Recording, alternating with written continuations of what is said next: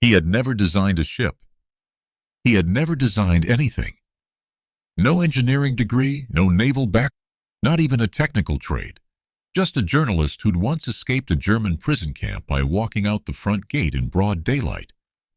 And in 1942, this man convinced Winston Churchill to build the largest vessel ever conceived. 2 million tons, longer than 5 football fields, virtually unsinkable, made almost entirely of frozen water. The idea would survive a rifle round fired point blank. It would survive a full-grown American general swinging an axe at it with everything he had. What it would not survive was the very war it was built to win. How does a man with no technical training talk the most powerful navy on Earth into building a battleship out of ice? His name was Geoffrey Pyke. This is the story of Project Habakkuk, the strangest weapon Britain ever came within months of actually launching. Geoffrey Pyke was born in London in 1894. And by every conventional measure, he should never have mattered to military history at all. He trained as a lawyer, dropped out, and drifted into journalism instead, a decision that nearly got him killed within the year. In 1914, barely out of his teens, Pyke talked his way into Germany as a war correspondent and was promptly arrested as a spy. He spent months in a German internment camp before doing something almost nobody managed during the entire war. He escaped, simply walking out through a gap in the routine when the guards weren't looking, and made his way home across a hostile continent with no papers and no plan. That instinct, find the gap nobody else sees, and walk straight through it, would define the rest of his life. Between the wars, Pyke reinvented himself as an education reformer, running an experimental progressive school, and later designing children's health programs. All self-taught, all improvised. None of it military. He had no engineering credentials. No scientific training beyond what he'd read on his own. What he did have was a habit that made him either brilliant or unbearable depending on who you asked. He refused to accept that a problem was unsolvable just because the experts said it was. By late 1942, Pyke was in the United States, not designing weapons, but organizing supply logistics for Project Plow, an unrelated commando initiative built around a small tracked vehicle called the M29 Weasel. It was there, far from any shipyard or naval design office, that he started turning over a problem the British military had been circling for months. The Battle of the Atlantic was being lost in a specific stretch of ocean, and nobody in a position of authority had a fix. Steel and aluminum, the two materials any real aircraft carrier needed, were being rationed down to the rivet. Britain simply could not spare the metal to build enough carriers to close the gap. Pyke's answer was absurd on its face, and he insisted, exactly for that reason worth taking seriously. If the problem was a shortage of the material you normally build ships from, stop building the ship from that material. Use something Britain had an unlimited supply. Use water. Frozen on its own, ice was too brittle and too unstable to build a battle-ready vessel. Natural icebergs roll over without warning, and a flight deck that could capsize under its own aircraft was worse than no flight deck at all. The fix came from a scientist Pyke brought into the project, a young researcher named Max Perutz, who would go on decades later to win a Nobel Prize for entirely unrelated work in molecular biology. Perutz found that mixing roughly 14% wood pulp into 86% water, then freezing the combination, produced something structurally unlike ice at all, stronger than concrete, slow to melt, and cheap enough to make by the ton. They named it Pykrete, after the man who'd insisted the impossible material had to exist somewhere. That was the philosophy now locked into the project before a single plate had been drawn. When the enemy has stripped you of the material war is normally fought with, stop competing on their terms. Build your weapon out of what they can never ration, and worry about the consequences later.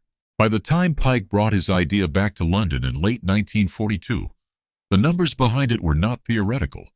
The stretch of ocean that everyone in the Admiralty had started calling the Black Pit ran roughly 500 miles wide down the center of the North Atlantic, entirely outside the reach of land-based patrol aircraft flying from Britain, Iceland, or Canada. Convoys entered it knowing no friendly plane could reach them until they came out the other side. Between January and June of 1942 alone, U-boats sank nearly 500 Allied merchant ships, and the United States Navy, only newly at war, had no way to stop the bleeding. Coastal Command had exactly 2 squadrons of long-range aircraft capable of even attempting coverage that far out, and there weren't enough of them to matter. The obvious fix already existed on paper. It just wasn't ready. Very long-range Liberator bombers, modified to stretch their range past 2,500 miles, could theoretically close the gap from the air. Small escort carriers, cheap steel hulls converted from merchant ships, could bring air cover directly into the convoy, instead of waiting for it to arrive from shore. Both programs were already moving through British and American production lines. In 1942, both were, at that exact moment, too slow, too few, and too far from ready to save the ships being lost that winter. That gap between what the Allies knew would eventually work and what they had in hand right now was exactly the space Pike's floating ice island was built to fill. The Admiralty's requirements, once the project was taken seriously, were staggering by design. Whatever got built had to survive the worst the North Atlantic could throw at it, carry enough aircraft to matter, and require none of the steel Britain didn't have. Early figures called for a deck long enough to launch and recover heavy bombers. Not just fighters. A length approaching 2,000 feet, dwarfing any carrier then in service. It was, on paper, less a ship than a man-made island with an engine room. Churchill did not need convincing twice. He had already fired off a memo demanding the idea be pursued with utmost vigor, the kind of instruction that moved mountains in wartime London. Lord Mountbatten, running combined operations, saw in Pike exactly the kind of unconventional thinker he liked to keep Hook close. And he made the decision that would put Habakkuk in front of the only audience that actually mattered: the assembled military chiefs of Britain, the United States, and Canada. That audience convened in August 1943 at the Quebec Conference, where the future strategy of the entire war was being decided in the same rooms. Mountbatten arranged a demonstration that has since become the single most repeated story about Project Habakkuk, precisely because it happened in front of the people whose approval decided everything. He brought 2 blocks into the meeting, one of ordinary ice, one of Pykrete, and invited the assembled officers to test them. General Henry Hap Arnold, head of the U.S. Army Air Forces, picked up a fire axe and swung it at the Pykrete with full force.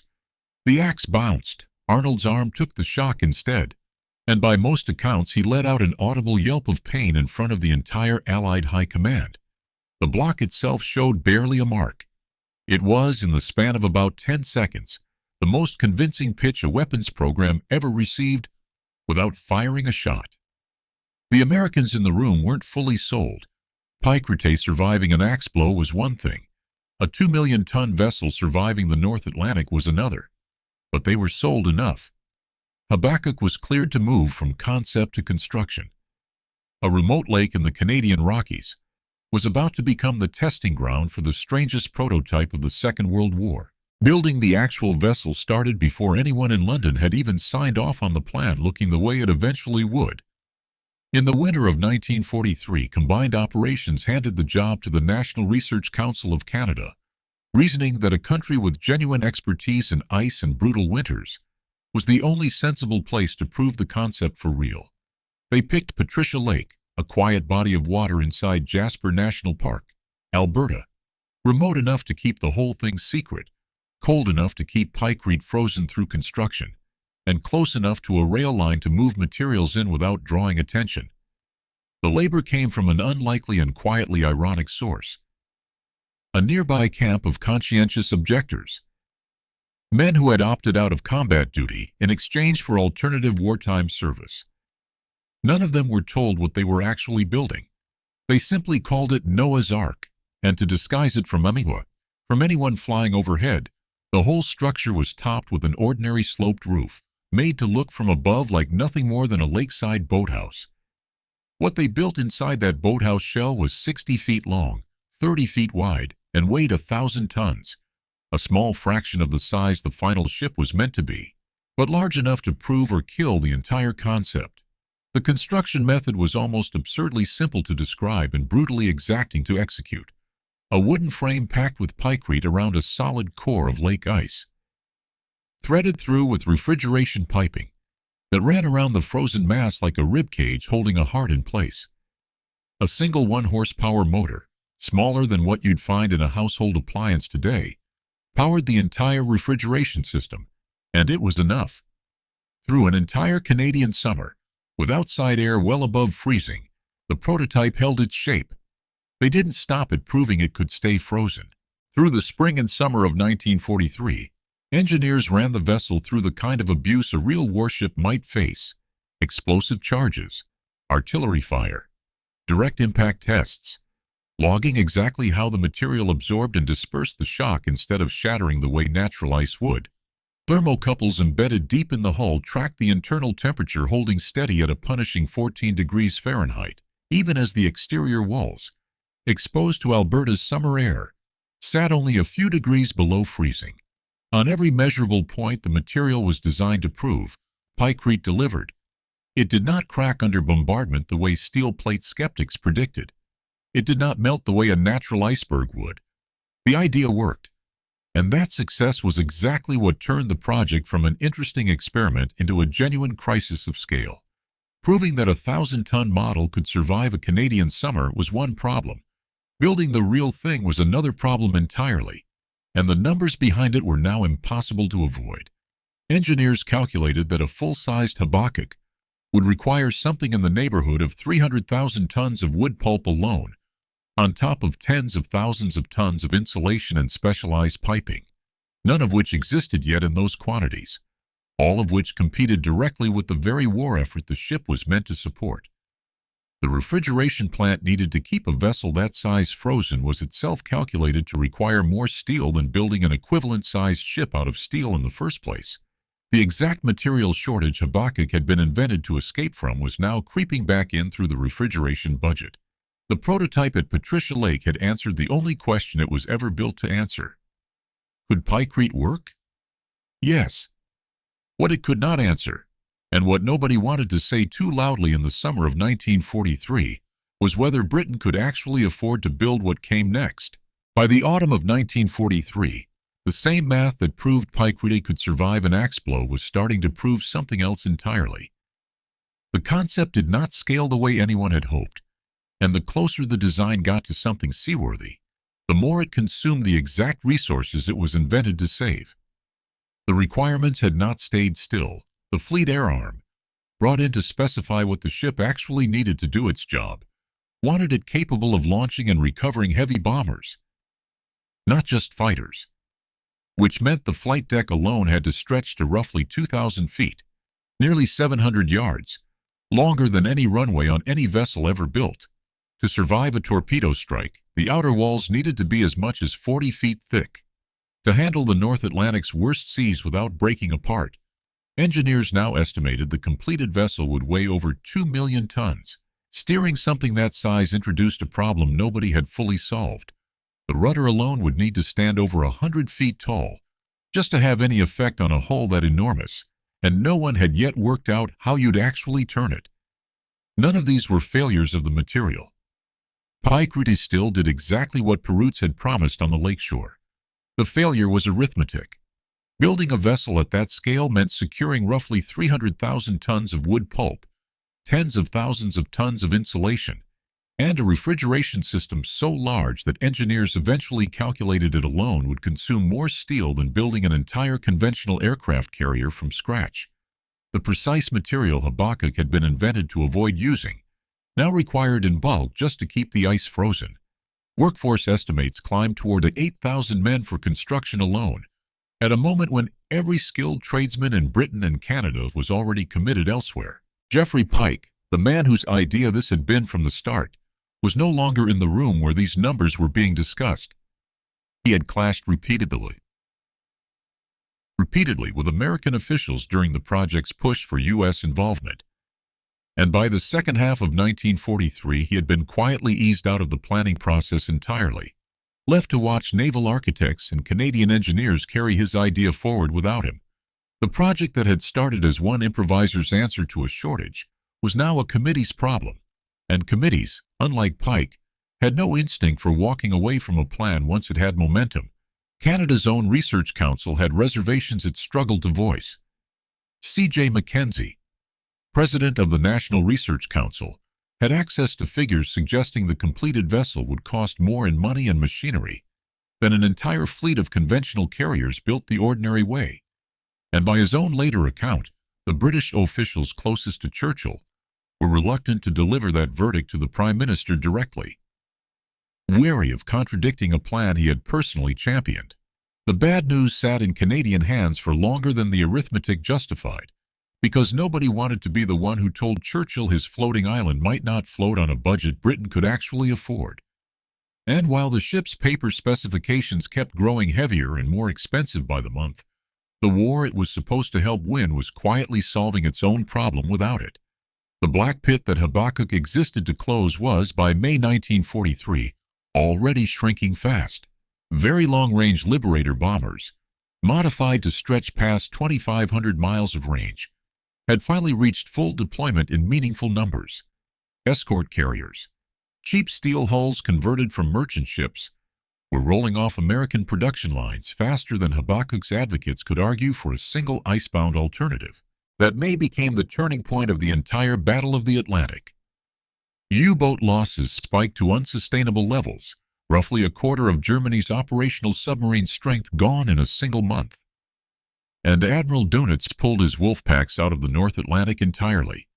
The air gap Habakkuk had been designed to fill was closing not because of anything built from ice, but because of the very steel-hulled, conventionally built ships and aircraft the project had been trying to root around. This was the trap Habakkuk's own philosophy had built for itself. The entire idea rested on one premise: when you don't have enough steel, stop competing on steel's terms.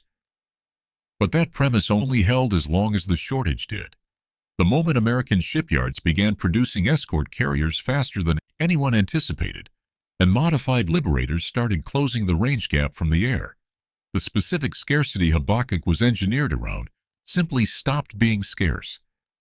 The ship that was supposed to solve a wartime materials shortage was, by the second half of 1943, competing against a problem that no longer fully existed, and losing to solutions built from the very material it had gone out of its way to avoid. Nothing about Pykrete had failed. The demonstration in Quebec still stood. The prototype at Patricia Lake was still holding its shape through a second Canadian summer. What had failed was the timing, the arithmetic of scale, and a war that, against every expectation, was solving its own emergency faster than a 2-million-ton iceberg could be built to answer it.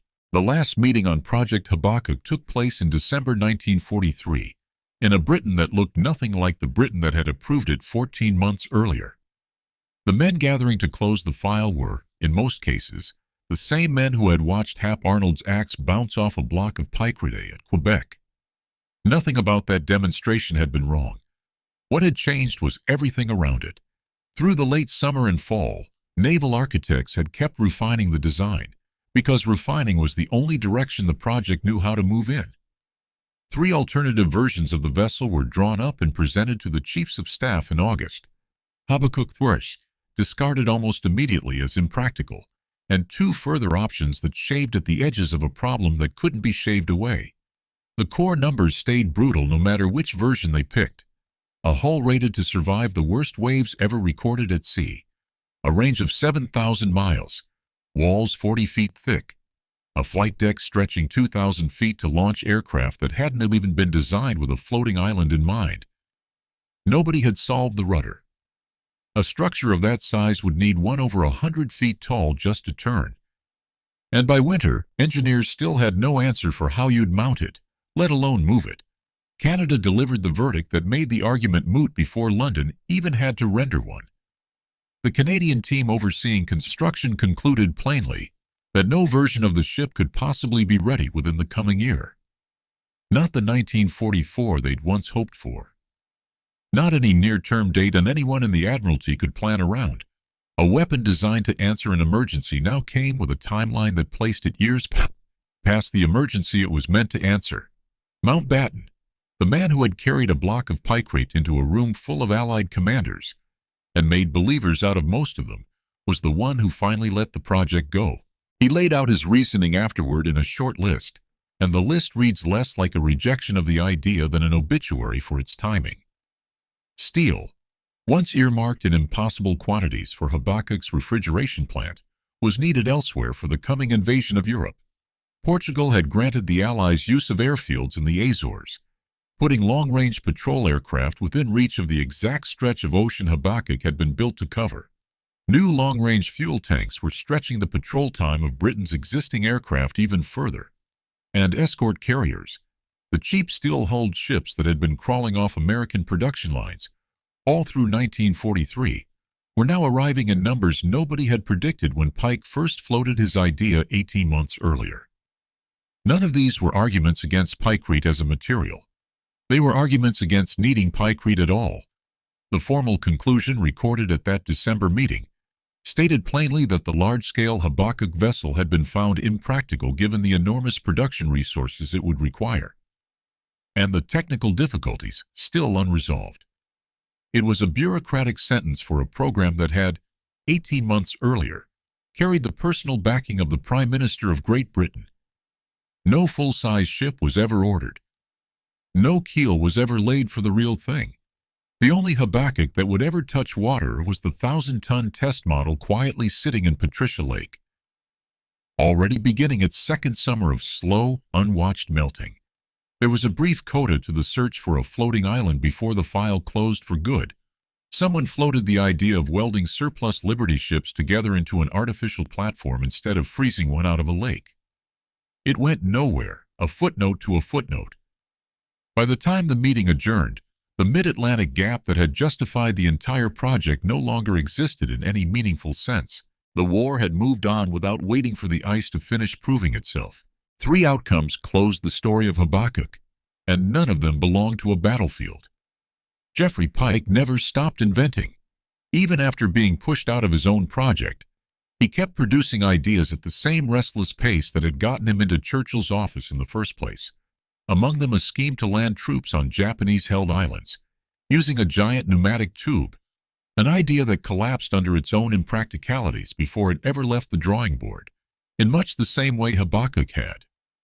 Pike spent his final years writing, researching, and pitching, largely on his own, increasingly disconnected from the wartime network of officials who had once taken his calls. On February 21, 1948, at the age of 54, he was found dead in his London home by his landlady. The man who had once escaped a German prison camp by simply walking through an unguarded gap had spent his last years failing to find another one.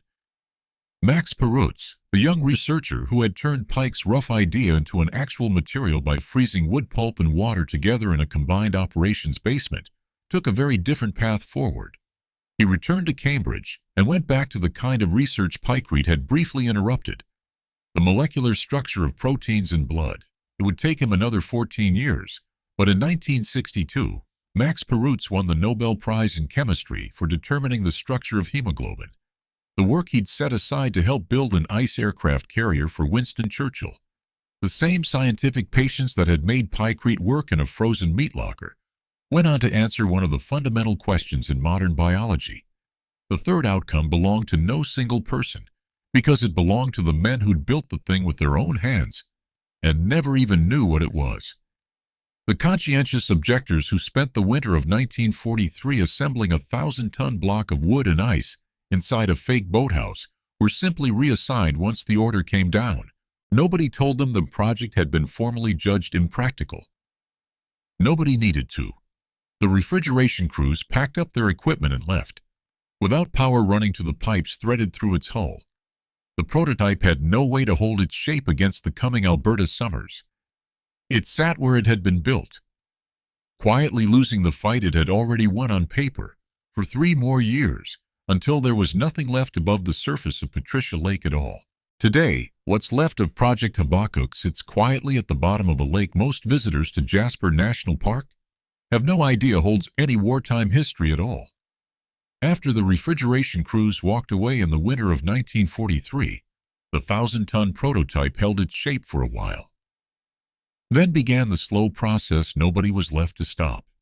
It took 3 full Canadian summers before the ice and wood pulp finally gave way completely, leaving only the metal refrigeration piping and the wooden framework to settle onto the lakebed of Patricia Lake. For decades, almost nobody outside the immediate area knew it was down there. The story survived mostly as local rumor, a half-remembered wartime secret about an airplane or a boat or something made of ice. That changed in the 1980s, when a diver and underwater archaeologist overheard a passing conversation about a strange wreck resting in the lake, decided the story was too odd to be entirely made up, and went looking. What she found matched almost nothing she expected. Not a barge, not scrap metal, but the unmistakable skeleton of refrigeration ductwork and timber framing exactly where the wartime records said a secret prototype had once floated. The site is marked today with an underwater plaque, and it draws a small, steady stream of divers each year, people descending into a quiet mountain lake to look at the physical remains of the strangest aircraft carrier Britain ever built. The science behind it, meanwhile, did not stay buried with the project. In 2009, the Discovery Channel series Mythbusters traveled to Alaska and rebuilt Pykrete from scratch, substituting wet newspaper for wood pulp, in a nod to available materials rather than historical accuracy. They constructed a small, flat-bottomed boat, nicknamed it Yesterday's News, and piloted it successfully across open water at roughly 25 miles an hour. Testing confirmed, 66 years after Hap Arnold swung his axe at a combined operations demonstration block, that Pykrete really was close to bulletproof, really was tougher than plain ice, and really did resist melting far longer than anyone watching would expect. A British television crew ran a similar experiment the following year, building a Pykrete boat that carried a full crew across the Solent before it finally succumbed to the water. Neither test was trying to prove anything new to engineers.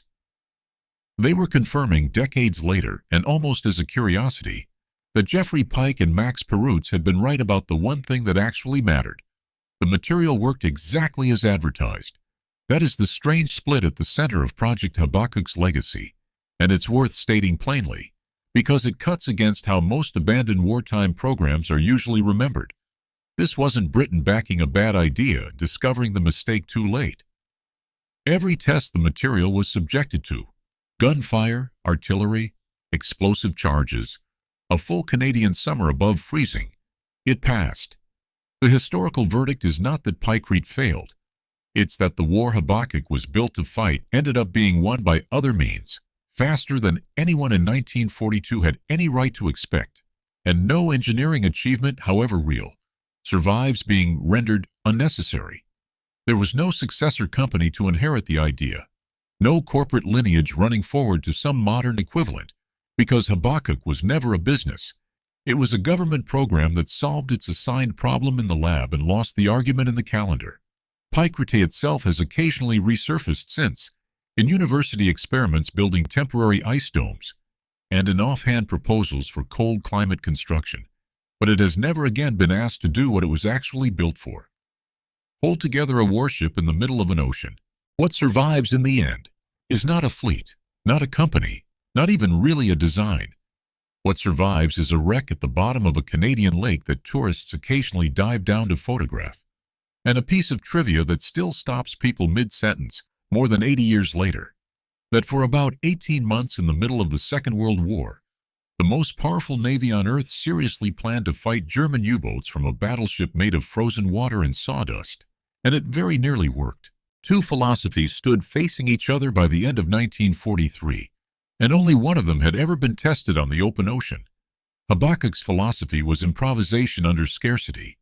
Take the one resource an island nation could never run out of, water, and turn it into a weapon powerful enough to close a gap the enemy thought was permanent.